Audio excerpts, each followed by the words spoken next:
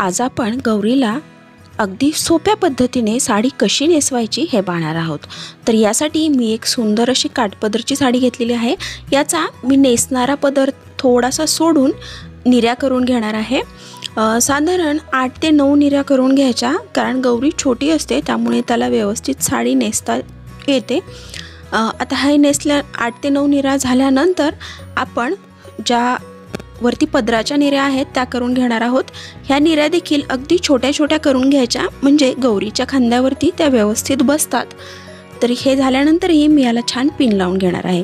आता माझ्याकडे स्टँड नाही आहे, तर मी त्याच्यासाठी हे 2 डबे एकावरती एक घेऊन त्याच्यामध्ये धान्य भरून घेतलेलं आहे आणि सेलो टेपनी ते मी चिटकवून घेतलेले आहेत।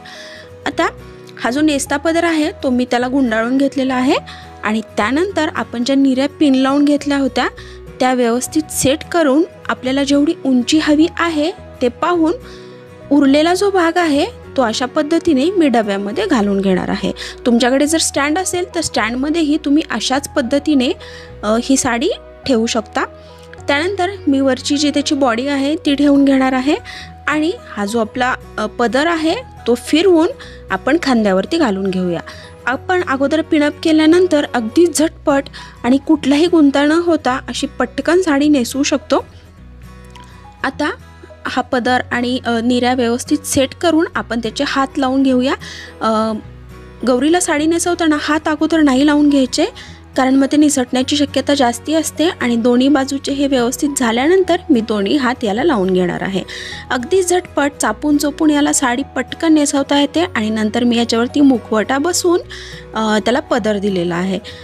तुम्हाला जे आवडत असतील ते दागिने कंबरपट्टा घालून तुम्ही अशी झटपट ही गौरीची साडी नेसवू शकता। तर आपण पाहू शकतो किती व्यवस्थित आणि छान चोपून अशी ही साडी येते। स्टँड नसेल तर अशा पद्धतीने तुम्ही एकावरती एक डबे ठेवूनही ही साडी छान नेसवू शकता। याला तुम्ही कंबरपट्टा घातला तर आणखीनही याला छान लुक येतो आणि आपली गौरी आणखीनच सुंदर दिसायला मदत होते। तर तुम्हाला आशा आहे की ही साडी नेसवण्याची पद्धत नक्की आवडली असेल। यासारख्याच आणखीनही भरपूर प्रकारच्या साड्या गौरीला कशा नेसवायच्या याची व्हिडिओ आपण चॅनलवरती पाहू शकता। मी डिस्क्रिप्शन बॉक्समध्ये किंवा वरती दिलेल्या आय बटनवरती क्लिक करून तुम्ही हे व्हिडिओज पाहू शकता। यासोबतच हस्तकौशल्य या चॅनलवर तुम्ही भरपूर नवनवीन आर्ट अँड क्राफ्टच्या वस्तू बनवायला शिकू शकता। तर चॅनलला नक्की सबस्क्राईब करा, हे व्हिडिओ शेअर करा। व्हिडिओ आवडला तर लाईक आणि कमेंट करायला विसरू नका। Thank you very much.